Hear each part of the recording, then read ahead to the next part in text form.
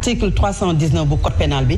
dafa réglé woon cette question bu jëm ci acte contre nature ñu déggee ko borom ñaari tur yi moom la waa coalition Benno Bokk Yaakaar wax tey ñu demaat ci bureau bi ñu voté rejeté ko naka ngeen ko gisee est-ce que du bëggoon peut-être coow lu jóg moom moo taxoon yéen waa sàmm jikko bi ngeen yóbbu ko tout en sachant que jël nañ ko en compte déjà ci code pénal bi article 319 daam. jërëjëf soxna Fatou Abdou d'abord man bëggoon naa quand même ñëw tuuti ci li nga xam ne moo xew ci bureau assemblée nationale bi nga xam ne dafa wax ni comme ni ko honorable waxee ñoom amuñu pouvoir u rejeter ñoom dañuy déclarer recevable wala irrecevable mais loi bi tënk leen loolu il faut ñu ñëwaat ci parce que pour le moment mënaguñu dugg ci loi bi parce que loolu àggaguñ ci procédure boobu ñoom li ñu leen def la woon du ñu dugg ci dans les débats c'est en plénière la mun a amee mais ñoom li ñu leen def loo mooy procédure bi dani su amee ay député yu def proposition de loi ñoom dañuy jël proposition de loi boobu daal di koy teg dañ leen a tënk maanaam ñoom le bureau de l'Assemblée nationale dañ leen a tënk maanaam ñoom du ñu dogal ci seen xelum bopp maanaam ñoom nag dañoo tënki seen bopp ci loo xam ne amul benn article bu ñu ko teg boo xoolee seen communiqué bi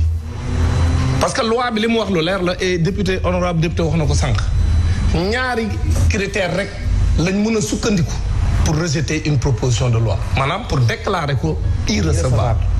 mooy ñu wax ne am na alal joo xam ne bu fekkente ne voté nañ loi bi dana dugg ci gafaka réew bi boo waxul fan nga war a jaar pour am ko kooku motif de déclaration d'irrecevabilité la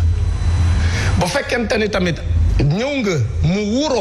wóoroo ak li nga xam ne moom mooy suñuy loi maanaam ni suñuy loi ak règlement tëdde bu dee am na ci lenn loo xam ne dafa wóoroo ak moom boobu tamit day nekk motif de déclaration d'irrecevabilité mais ñaar yooyu yëpp amu ci parce que ñun li ñuy càkkuteefu député yi mais génnul li nga xam ne moom mooy article 319 bi alinéa 3 du code pénal nga xam ne dañu bëgg mu leer dañ ne nañ ko leeral parce que leerul te loolu dama ciy taxaw pourquoi leerul parce que ki nga xam ne nekkoon na ministre de la justice muy maître Sidiki Kaba moo taxaw Sénégal yëpp di ko seetaan mu nekk ministre de la justice président Macky Sall mi muy wax ni moo wax ni moom dafa wax ni moom tant que mi ngi fi loolu dinaa ci ñëwaat parce que l'État dépasse les personnes quand on parle d'État on parle plus de personnes c'est vraiment regrettable que ñuy wax ni État bi ñu Macky Sall nee na. waaw mais est-ce que aussi Macky Sall. non attends non Fatou Abdou non c'est ça. tranché wul. ci question boobu moom mooy tranché non quand on parle d'État ci peut-être l'État est impersonnel Fatou Abdou l'État est impersonnel quand on parle d'État ça transcende les présidents ça transcende les personnes dañuy bëgg ñu teg loo xam ni ku mu munti doon boo ñëwee tamit lii moom la askan wi sàkku mais man bu fekkente ni da nga naan man tant que maa ngi nekk président de la République donc yaa ngi personnaliser l'État d'abord ñoom seen communiqué bi man xawma ku leen ko bindal mais man jàpp naa ne waruñu woon sax citer le président de la République au nom au moins du principe de la séparation des pouvoirs parce que nous sommes dans le cadre d'une proposition on n'est pas dans un projet de loi nous sommes dans une proposition de loi Assemblée nationale dafa waroon ne serait-ce que sur cette affaire sur les remarques de forme wane ne ñun nous sommes vraiment une institution qui est séparée de l'exécutif mais dem di ñoom ñuy taxaw di citer le président de la République ci parce que quand c'est le bureau de l'Assemblée nationale qui décide ci seen communiqué loolu lu graaw la mais man dama bëgg a wax ne la benn ci ñaari critères yi bu leen permettre ñu déclarer la proposition de loi irrecevable amul donc moo tax ñoom ci seen communiqué ñu xam ne ñaari critères yi tax ñu mën ko dàq amuñu ko léegi ñu tegee ko ne waxuñ ci xaalis bu mën a yokk ci gafaka réew mi buñ ko voté waxuñu ci dafa waroo ak suñuy loi règlement réew moo tax ñoom ñu wax seen i waxi bopp ñoom leen wax ci seen communiqué dañ ni les membres du bureau de l'Assemblée nationale chacun en ce qui le concerne maanaam ñoom ci seen cëggal guy alors que loi bi waxul loolu ñoom mënuñu wax seen waxi bopp loi bi moo leen tënk ñu ni chacun en ce qui le concerne ont donné leur avis motivé sur l'opportunité mais l'opportunité n'est pas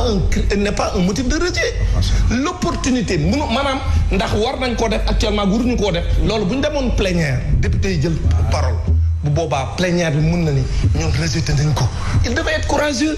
et aller jusqu'au bout gis nga réew pour mu dox dañuy respecter les lois et règlements lii gàcce la ci Sénégal xamul tax parce que ñun mënuñu yor suñu saatu réew président assemblée nationale ak bureau ñu toog di ko jalgati parce que loi bi da leen a tënk. gis nga bu doon soxna si wax gis nga bu doon soxna si li mu wax nga xam ni dañ ne rek bureau assemblée nationale bu doon loi bi dañ ne bureau assemblée nationale rek mooy évaluer xool ndax c'est recevable ou irrecevable sans ñu tënk ko sans ñu mettre ko des garde-fous bu boobaa suñ defee li ñu def man dama ci d'accord mais loi bi waxul loolu malheureusement loi bi jox leen liberté c'est-à-dire ñoom dañoo jël ay liberté yoo xam ne loi bi may leen ko c'est-à-dire l'opportunité bii ñu wax amul benn article bu ñu mën a convoquer boo xam ne moo leen may ñu sukkandiku sur l'opportunité de la proposition de loi pour rejeter ko nañ waxante dëgg gis nga ñun mënuñu naxante ñun entre sénégalais lépp loo fi wax da nga koy teg mu leer ñun fii ñu niy seetaan xam nañ ni lu xel mën a nangu xam nañ ko ak lu xel mënta nangu bu dee am na benn sukkandiku bu ñu teg ñoom boo xam ne fii lañ ko teg ñun li ñuy wax lu leer la boo ubbee règlement intérieur da nga koy gis n'est-ce pas honorable article 60 si je ne me trompe pas du lu ñuy werante bu ñu weddee ñu lii këti léegi règlement intérieur ñu liir ko Sénégalais ñuy seetaan dégg ñoom li ñu wax nag nan ñu wax fan lañ ko teg ci ban article ci règlement intérieur lañ sukkandiku bu leen may ni am nañ droit apprécier ñoom wax seen xalaati bopp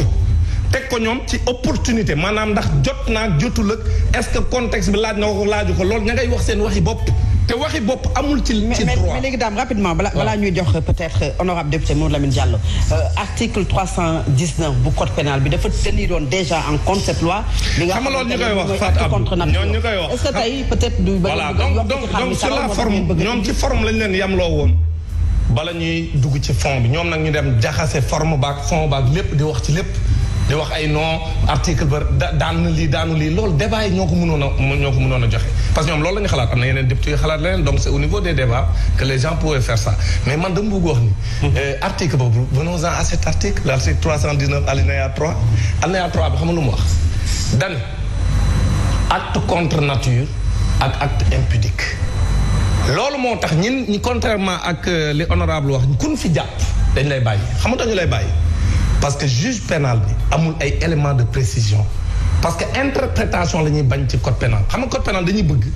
lépp loo ci wax mu lu leer nañ mais ñu naan ay non ak nat kon nature moo gën a yaatu déedéet li la koy won mooy ministre de la justice nee naa la bu Macky Sall muy Sidiki Kaba moo génn ni homosexualité kenn terewu ko Sénégal ñépp di dégg délégation Sénégal bu dem Nations Unies dem avec Ismaïla Madior Fall ñu ni ñëpp di ko dégg vidéo mi ngi circulé téléphone sénégalais yi fii kenn sañ fi lu ñu lay xeebee moom Ismaïla Madior Fall ni Sénégal c'est un pays tolérant l'homosexualité kenn terew ko Sénégal li ñuy bañ mooy koo xam da ngay def ay actes de façon publique mais kon léegi fu muy féetale ña demoon di takk ay mariage ca Kaolack jouru gàmm wetu lew na ña seen taxaw di défier la communauté musulmane taxaw di leen provoquer def mariage ci biir gàmmu gi ñu dem wut seen kër di fa def seen mariage ak ñaari góor jigéen yoo xam ñoo dem ci biir grande mosquée di fa sëy ak fii ci mbaaw ñu def seen i mariage xamul tax loolu tax bañ leen jàppee ñu bàyyi leen bañ leen jàpp xam tëju leen fatam bu doon li ñuy wax nii la kon kay dañ leen di appliquer la peine xamul tax mun leen appliquer la peine parce que acte contre nature loolu ñoom juge bi dani ay ñaari nit ñu dajaloo ca mbaaw di def mariage moom mënu ko jàppee acte contre nature loolu tax mu bàyyi leen dañ ko yóbbu ci juge pénal bi dañ moom mënu leen a jàpp parce que acte contre nature lañ wax ci code pénal bi leerul man j'en ai discuté avec des magistrats ñu ma ni maam wax dëgg yàlla ab juge sañ ta toog ci ab tribunal ñaari góor dajaloo ci kër di marié invité seen i xarit ñuy marié nee na ñu dem filmer leen nga andi leen photo yeeg vidéo yi nee na sur cette base léegi mu ne ma léegi boo koy tëj sur quelle base nga koy tëj donc mënoo ko tëj parce que loolu juge bi mënu ko interpréter moom comme yow li nga wax le juge dit que loolu moom mënu ko interpréter pour dem di ko fëgg 5 ans parce que nee na loolu amul fenn fu mu sukkandiku pour def ko loolu moo tax ñun l'article 319 liñ ciy demandé mooy ñu gën ko leeral maanaam au lieu ñu wax acte contre nature def un terme fourre-tout léegi ñu leeral ko comme ni ñu ko defoon ci viol bi pourtant viol bi c'était la même chose. dañ ko leeral te ñoom jigéen ñi en tout cas moom xaw ma ndax bokk na ci ndéet mais à AJS dañoo dem def plaidoyer. c'est clair daam comme ñun niñ defee ñu ànd sàmm ci ñu dem leeralaat leen lan lañ tuddee viol ñu gën ko leeral sur plusieurs articles du code pénal ba nga xam ne léegi ku fi violé dañu mën a xam criminalisé ko leer loolu rek lañ demandé. alors c'est clair daam